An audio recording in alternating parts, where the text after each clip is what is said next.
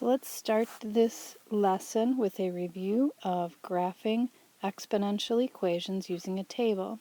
So it says start with $1, so at 0 weeks we're at $1, and double every 10 weeks. So take a second to double for 10 weeks. So remember what we know. We know that from our lesson yesterday that for it to be an exponential relationship, so the type of relationship is exponential, you have to have that common multiplier or the common factor. In this case, the common factor is 2. And if you think back to what we know about linear relationships, the beginning point, or the y-intercept, is what y is when x is 0. So these are the types of things that we need for the equation.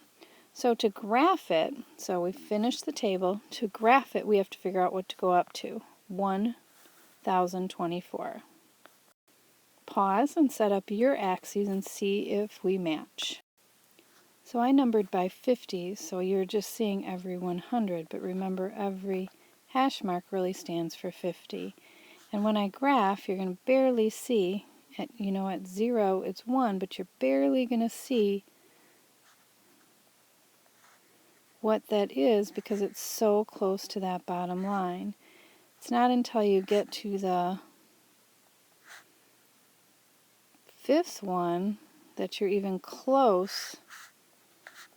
So I don't know if you can see my points. The 6th one is finally over 50. The 7th is up to 128. And then it kind of shoots up from there, which is the characteristic of an exponential function, where it starts out gradually and then increases and increases and increases. So 9 was 512, so way up here, and then 10 was up here. So it starts out gradually, and the length in between each of the dots or data points doubles every time. So that leads us to the equation. In the next couple days we're going to be working on the equation and the graph as it relates to the equation. But the equation has a beginning point and it has a common multiplier in it. And maybe you figured that out yesterday, since you were given the equation yesterday. Alright, so today the lesson is we can use t-tables to graph and recognize the differences among linear and exponential equations. So we're still working with graphing more than the equations, but over the next 2 days we're going to be covering both extensively. As we learned yesterday, an exponential relationship is one where there is a common factor between y values versus a constant rate. So that's how you can tell on a table there's that constant factor. It's multiplying to get to the next y value versus adding or subtracting. So you multiply to get to the next y value. If you have not started taking notes, make sure you're writing all of this down. So it can be modeled by this equation. We're going to be talking, like I said, the next couple of days, but y equals a times b to the x. Y is the dependent variable, x is our independent variable. A is the initial amount. It's our beginning point. It is our y-intercept. It's where we begin. And b is the common factor. So the initial amount in situation A, we started with $1.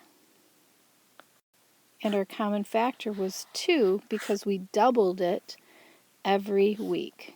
So those are the 2 bits of information that you need to write an exponential equation. Very similar to linear equations where you needed your initial amount or your beginning amount and the constant rate. So the equation, we're going to take this framework, y equals a times b to the x. The y and the x stays the same. The initial amount, remember, is the a, and the b is the common factor. So 1 times 2 to the x power.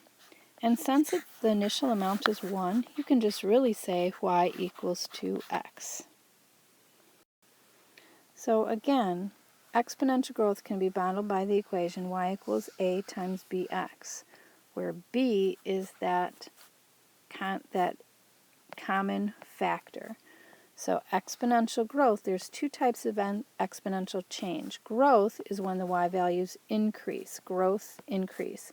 Exponential decay is when the y values decrease, decay, decrease. So let's think about this b. What must be true about the factor for the amount to increase? So let's just take 3. 3 times 1, does that change? No, it does not increase, it stays 3. What about 3 times 2? Does that increase? Yes. What about 3 times 0.5? Does that increase? No, it does not increase.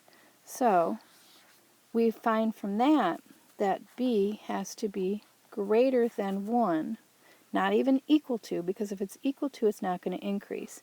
For it to be exponential growth, the growth factor has to be greater than 1. What about decay? What if we want it to decrease? Well, we found out here that it could be, or it needed to be less than 1. So I'm going to put b needs to be less than 1. Again, not equal to 1, because that wouldn't change it at all. What about negatives, though?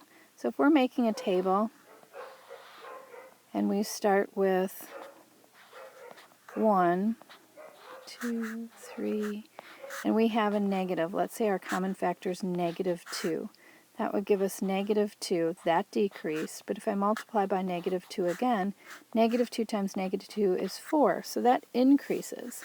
So this is showing us that for an equation to be an exponential decay, it also has to be greater than 0. It cannot be a negative number for it to increase consistently. So exponential decay, this has to be true. The factor has to be between 0 and 1. Growth, it has to be greater than 1. If you have not paused to write this down, please do.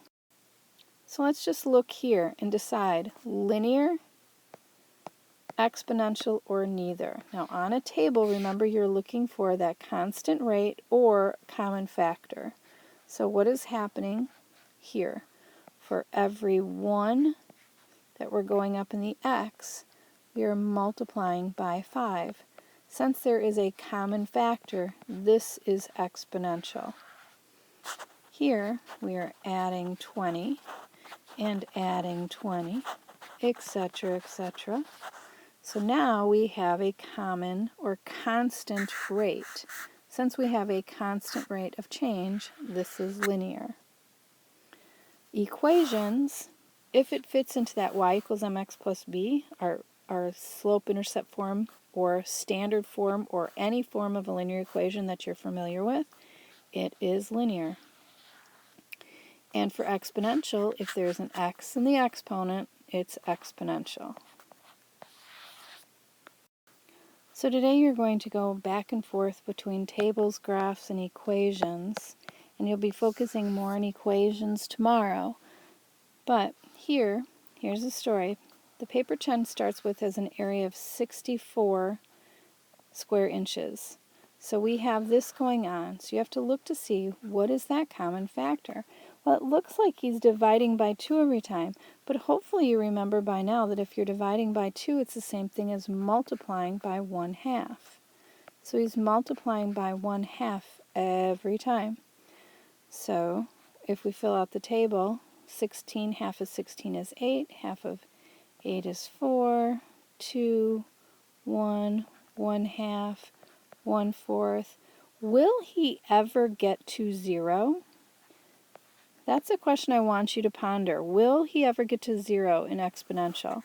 And so if you graph it at 0, where we began, our initial amount was 64. So up here, and 1, he was at 32.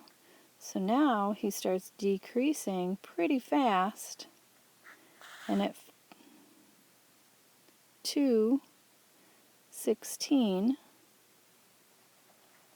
and at 3, 8, and then 4. He starts out really fast with that steep beginning, and then it slows down. So that exponential curve. So my initial amount was 64, and my common factor, what I had to multiply by, remember, you need a factor for an exponential equation. So you could not write divided by 2 here because that is not a factor. My common factor is 1/2. So the equation fitting the y equals a times b to the x power would be y equals, my initial amount was 64, and my factor was, I took a half every single week. Now notice here I wrote the x on the inside, here I wrote the x on the outside. It doesn't matter because you know that exponents go with whatever's right in front of it. So either way it would go to just the 1/2. Alright, last example. And by the way, much of your assignment today is just finding the initial value and the common factor in the equation, so make sure you have that written down. So Loon Lake is a killer plant problem. Right now there's 2,000 feet squared, so at the beginning, at the year 0, there's 2,000 square feet. The area covered is growing by 50% each year. So if I multiply by, remember 50%, in an equation, if I'm going to use it as a multiplication, I have to change it to 0.5. But if I multiply 2,000 by 0.5, will that give me something that is growing? No. 2,000 times 0.5 is 1,000. That's not growing. That's actually decreasing. So we need to add back in that initial beginning point. So 0.5 gives me the change only. I'm going to be talking about that. The change only. So my initial amount, that's still easy to see, the 2,000, but what would my common factor be? So if I multiply by 0.5, we know that that would be decreasing. We have to add in our initial amount each time. So really my common factor is that 0.5, that change, that just gives me the change, plus my initial amount of 1. So that's my common factor. So I would multiply by 1.5 every time. So times 1.5 times 1.5 to get my new amount. So pause and fill this out and see if you can finish the table and the equation. Alright, this is what I have. This area, very, very messy. I apologize. But the important thing that I wanted to share with you is the equation, because you're going to have to take the equation and make a graph. So y equals, my starting point was 2,000, and my common factor was 1.5. So to make the graph, I started with 2,000 and I multiplied by 1.5 for every x. So this is the equation. So again, what you're going to be doing is very, very similar to yesterday, but now we know the exponential, and I want you to be thinking about what the equation would be and writing that equation where it asks. So one more time as a quick review. Here's your initial amount. Here's your common factor. The x stays the x. It's our independent variable. And y is right there. All right. Let me know if you have questions.